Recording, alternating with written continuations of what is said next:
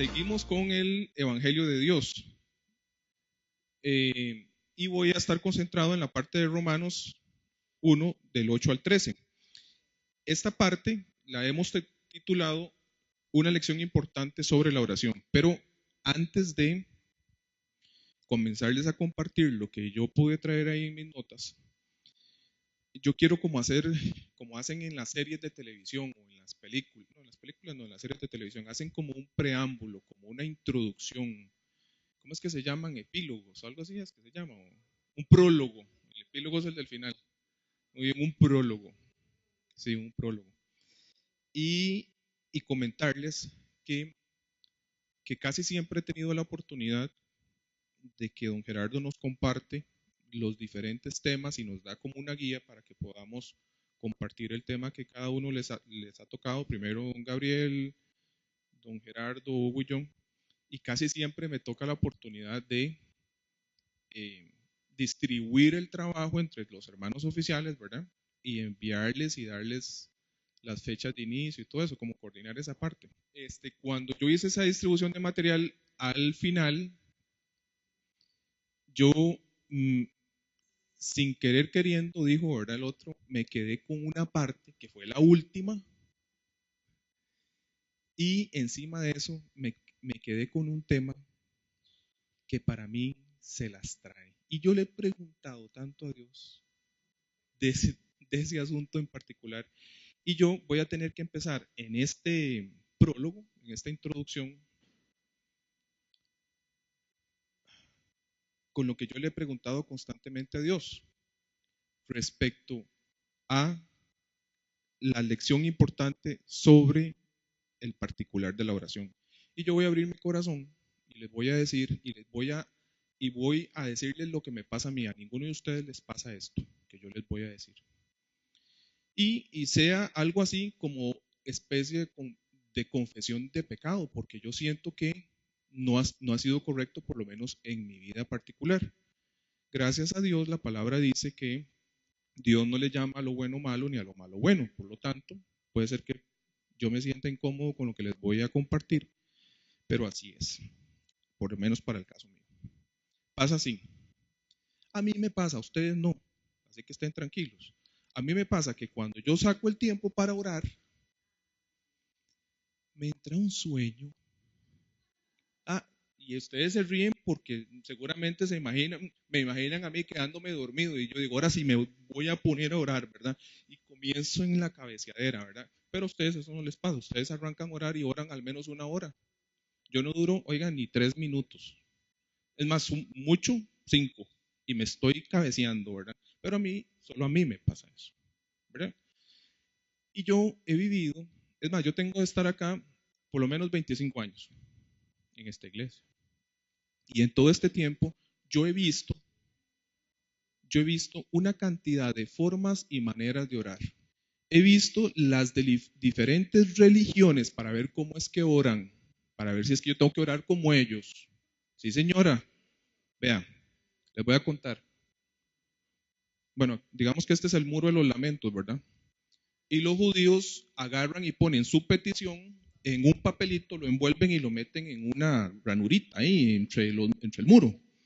Y empiezan en este toque.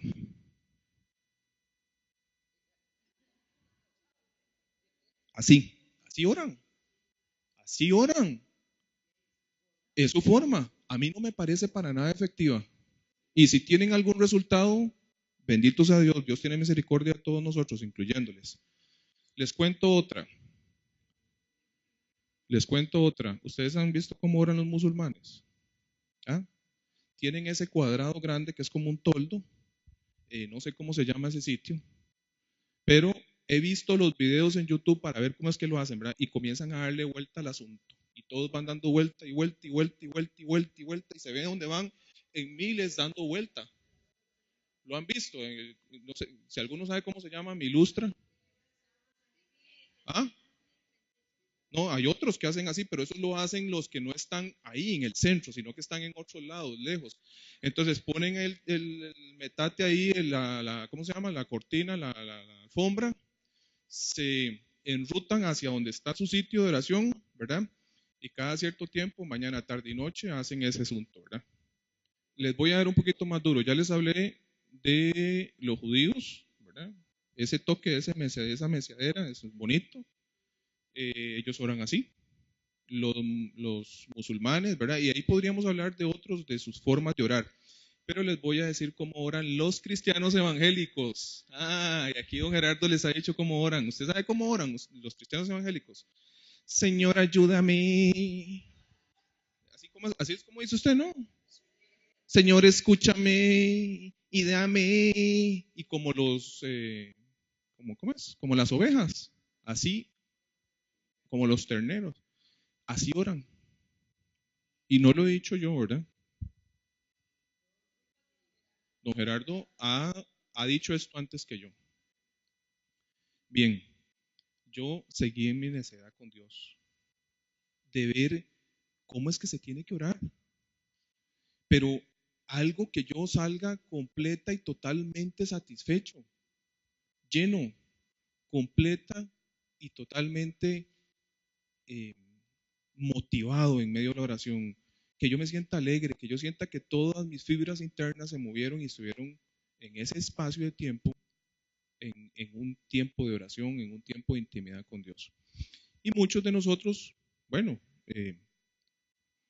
oran en público, sacan su tiempo para orar o incluso se van a un aposento, a un sitio muy privado, ¿verdad? Y ahí también tienen su tiempo de intimidad con Dios. Bueno, después de esta breve introducción de como de 20 minutos, yo quiero compartirles que para mí esto que don Gerardo nos pasó y que significó una oportunidad de aprender y que quiero compartirles a ustedes lo que yo aprendí, es realmente una lección importante en mi vida sobre la parte de la oración. Voy a tomarme rápido el tiempo para leerles Romanos 1 del 8 al 13. Si quieren me acompañan, no es necesario, pero dice así, Romanos 1, 8 al 13. Es ahí en el Evangelio de Dios donde vamos a tomar las lecciones importantes sobre la oración. Y dice así, esta parte fue dirigida por Pablo a la iglesia de Roma. Dice, 8.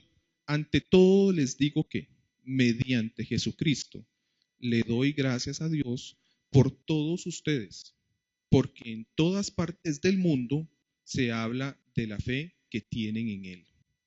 Dios sabe cuántas veces los recuerdo en mis oraciones día y noche. Hago mención de ustedes y sus necesidades delante de Dios, a quien sirvo con todo mi corazón anunciando la buena noticia acerca de su Hijo. Algo que siempre pido en oración es que Dios mediante se presente la oportunidad de ir por fin a verlos, pues tengo mucho deseo de visitarlos para llevarles algún don espiritual que los ayude a crecer firmes en el Señor. Cuando nos encontremos, quiero alentarlos en la fe, pero también me gustaría recibir aliento de la fe de ustedes. No quiero que sepan, quiero que sepan, amados hermanos, que me propuse muchas veces ir a verlos, ir a visitarlos, pero hasta el momento me vi impedido. Mi deseo es trabajar entre ustedes y ver frutos espirituales tal y como he visto entre otros gentiles. Esto es palabra de Dios. Y aquí dice que Pablo, seguidor de Cristo, le escribió esto a la iglesia romana, la iglesia gentil, no fue a la iglesia judía, la iglesia romana. Y le dice así en el primer versículo, en todo el mundo se habla de la profunda o fuerte fe que ustedes tienen. Y hagámonos al contexto. Todo el mundo era por allá, porque por este otro lado no era todo el mundo. Así que contextualicemos, ¿verdad? Era el mundo conocido, ¿verdad? El espacio conocido. Entonces veamos, de ahí, de este primer versículo, y para ir avanzando rapidito, vamos a sacar el primer punto importante que dice así, en el versículo 8, la oración debe incluir acción de gracias. Y así es como empieza esa palabra, ese documento, ese texto que fue dirigido por parte de Pablo a la iglesia romana. Pablo daba gracias a Dios por ellos, ¿verdad? Porque decía que en la iglesia romana gentil habían cristianos y estaba especialmente agradecido por la fe que ellos profesaban. Dicen que esa fe era famosa, él dice ahí que era famosa. Ahora, esa fe de ellos trascendía como que tenía reputación mundial, así lo dice él, ¿verdad? Era reconocida en el mundo. Y Pablo estaba agradecido con el pueblo romano por esa actitud que ellos tenían, la iglesia de Roma. Quiero contextualizarlos en lo siguiente. Esta primera iglesia gentil romana era fuerte, era reconocida por la fe. Pablo empieza con una acción muy importante que es la acción de gracias. Entonces, siempre en ese versículo, la oración tiene que ser mediante Jesucristo. Y lo que les voy a dar son básicamente lo que yo aprendí aquí, que para mí ahora significa una lección, son pasos, secuencias, formas de las que podemos aprovechar para que nuestra oración sea efectiva. Dice, la oración tiene que ser mediante Jesucristo, en el versículo 8. Dice así, no podemos acercarnos a Dios por otro camino. Juan 14:8 dice que yo soy el camino, la verdad y la vida. Nadie puede ir al Padre si no es por medio de mí. Así que en nuestra oración nosotros tenemos que dirigirla, ¿verdad?, a un mediador que es Cristo Jesús. En 1 Timoteo 2:5 dice, sí, hay un mediador, hay un Dios y hay un mediador que puede hacer reconciliar a la humanidad con Dios. Y ese es Cristo, ese es Jesús, ¿verdad? Entonces, en medio de nuestra oración, nosotros sí o no decimos que oramos en el nombre de Cristo. ¿Ah? Entonces, tenemos un segundo paso que nos permite ir bien encaminados. Amén. Bien, tenemos un tercer paso y ese es el tercero de 8 pasos, así que ya vamos a ir un poquito más rápido. Dice así, la oración debe ser constante. En el versículo 9 está plasmado así. Algo que siempre pido en oración es que Dios mediante, dice, se presente la oportunidad de ir a verlos y debe ser de manera constante. Pablo oraba por los romanos y oraba sin cesar, ahí está escrito, siempre, en todo tiempo, ahí dice que es en todo tiempo. En 1 Tesalonicenses 5:17 la palabra dice que nunca hay que dejar de orar. O sea, dice que hay que orar en todo tiempo. Esta misma expresión se usa para todos, ¿verdad? Tal y como, bueno, en realidad tal y como se debe hacer es persistir de manera permanente día y noche. Dice que la oración debe ser de manera constante. Y así lo expresaba Pablo en el versículo 9. Tenemos una cuarta lección o una cuarta punto importante y dice que la oración debe ser genuina y en el versículo 9 es así. Dios era testigo de Pablo, ¿verdad? Dice que Dios sabía cómo era Pablo realmente en su vida de oración. Dios sabía que Pablo constantemente oraba. Ahora, nosotros tenemos que tener solamente por testigo a Dios en nuestra vida para asegurarnos de que tenemos una forma constante y tiempo constante de oración. Si bien es cierto que podemos compartir eso con los demás, es sencillamente Dios el que es testigo de que usted tiene un tiempo de intimidad con Él. Entonces, en este punto es importante que sea Dios o nuestro Dios el testigo de nuestro tiempo de oración. Punto número 5. La oración debe incluir la intercesión. Y en eso sí, quiero que veamos, bueno, yo voy a verlo aquí rápidamente, pero él dice así. En Romanos 16, Pablo habla y saluda a sus amigos. Entonces, yo creo que Pablo para los tiempos de oración tenía algo así como una lista. Y vea lo que dice Romanos 16. Les encomiendo a nuestra hermana Febe, quien es diaconisa, ¿ah?, de la iglesia de Cencrea. Dice, recíbala en el Señor como digna de honra en el pueblo de Dios. Ayúdela en todo lo que necesite, porque ella ha sido ayuda para muchos, especialmente para mí, dice Pablo. Den mis saludos a Priscila, bueno, puede ser a Priscila y a Aguila, ¿verdad? Mis colaboradores en el ministerio de Jesucristo. De hecho, ellos una vez arriesgaron la vida por mí. Yo les estoy agradecido, igual que toda la iglesia de los gentiles. Denle también, dice, mis saludos al querido amigo Epeneto. Ahí está, en la esquina, se los presento. Dice, él fue el primero en toda la provincia de Asia que se convirtió en seguidor de Cristo. Y ahí sigue. En nuestras oraciones, hermanos, cuando estamos en ese tiempo, ¿estamos intercediendo, sí o no?